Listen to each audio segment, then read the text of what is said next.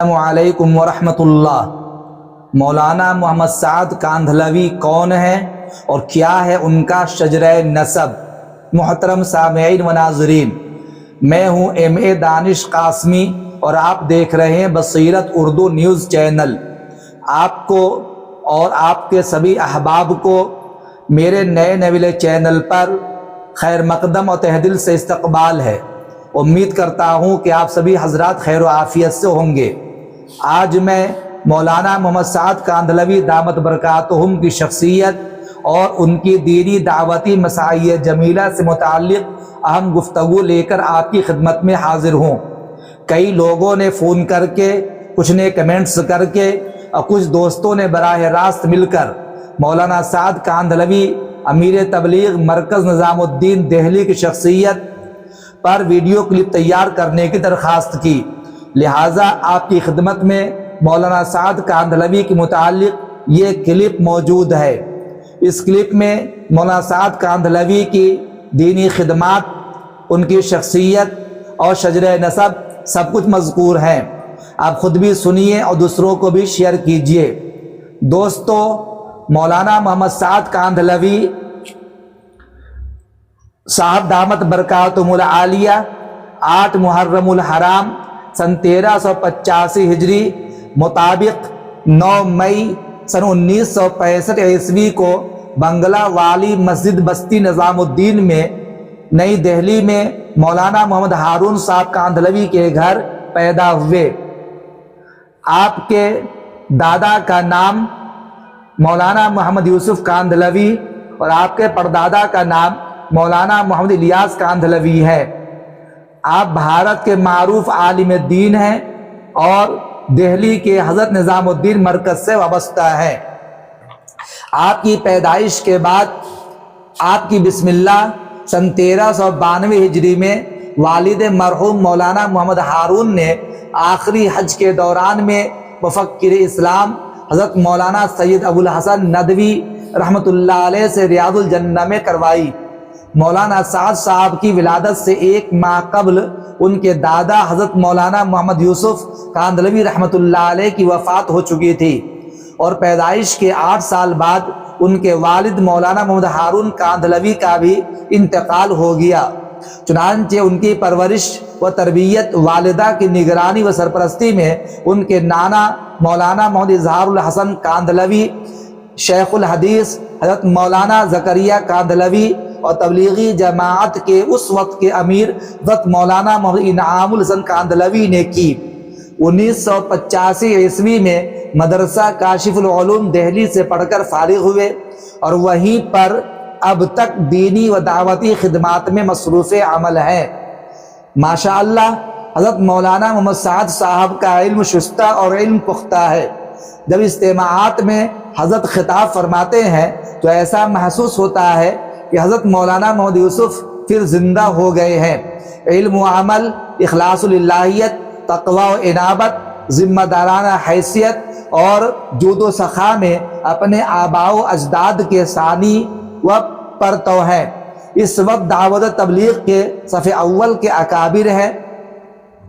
دوستو، چونکہ آپ کے باپ دادا اور پردادا سبھی اس کام کے روح رواں رہے ہیں، اس لیے اس کام کی عظمت و اہمیت ان کے دل و دماغ میں اس طرح جاگزی اور پیوست ہے کہ جاگتے سوتے وہ اسی کے داعی اور مبلغ ہے۔ حضرت مولانا سعد نے موروثی طور پر اور اسی ماحول میں پروان چڑھنے اور اس کی قائد شخصیات کی صحبت اختیار کرنے کی بنا پر دعوت کے مزاج و مذاق کو نہ صرف سمجھ لیا ہے بلکہ اپنے اندر سمو لیا ہے اور اپنے اوپر طاری کر لیا ہے۔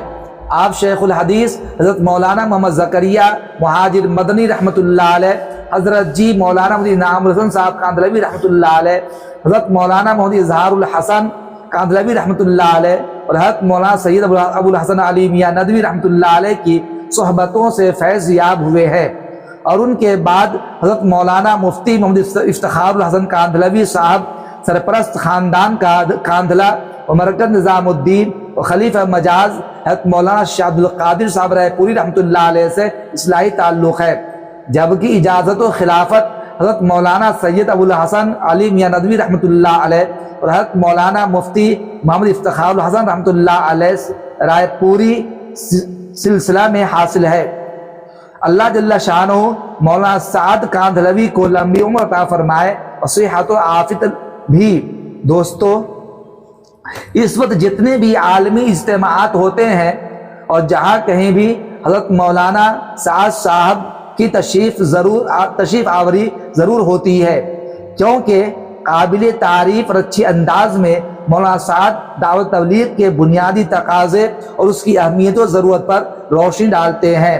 جب خطاب فرماتے ہیں تو ایسا محسوس ہوتا ہے کہ حضرت مولانا الیاس صاحب رحمۃ اللہ علیہ اور حضرت جی مولانا محمد یوسف صاحب رحمۃ اللہ علیہ کی نسبت اب ان میں منتقل ہوتی نظر آ رہی ہے، اور ان حضرات کے بارے میں جو سنتے تھے کہ 4 گھنٹے کے بیانات میں ایسے ایسے مضامین قبیل از واردات غیبیہ بیان ہوتے تھے کہ لوگوں کے منہ کھلے کے کھلے رہ جاتے تھے۔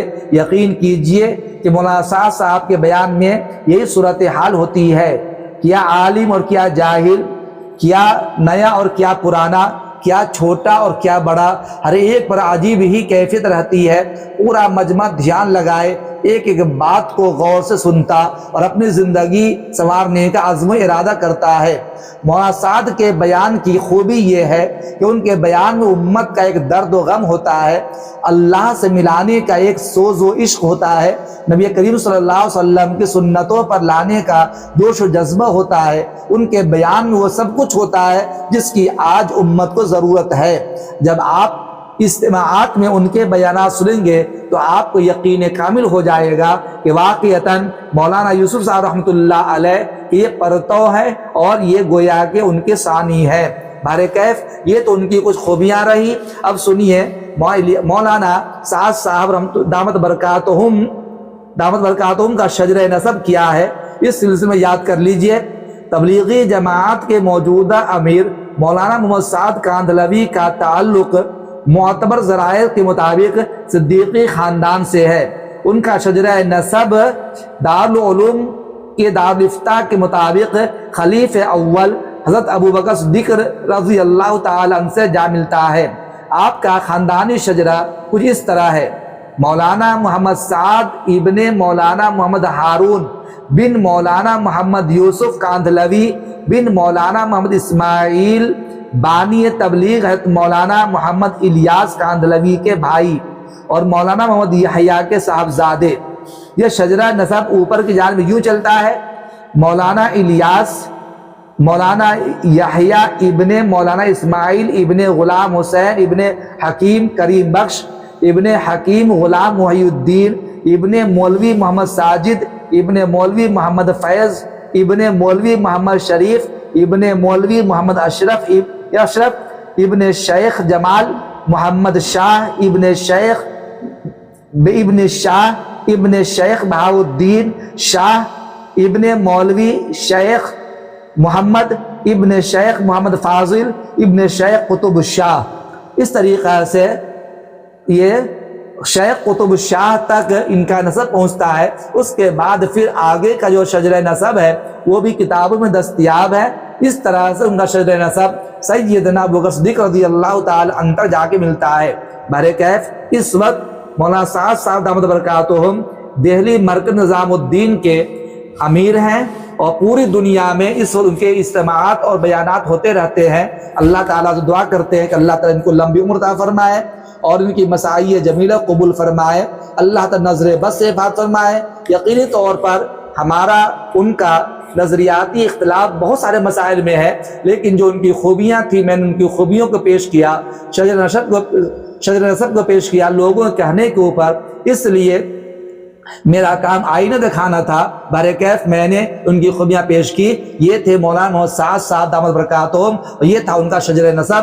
کیسی لگی ویڈیو آپ کمنٹ باکس میں اپنی رائے ضرور لکھیں، اور کہاں سے ویڈیو دیکھتے ہیں آپ ضرور میسج کرنے کی کوشش کریں۔ چینل کو سبسکرائب کریں، پہلی مرتبہ ویڈیو دیکھ رہے ہیں تو بیل آئیکن کو ضرور کلک کریں۔ السلام علیکم ورحمۃ اللہ۔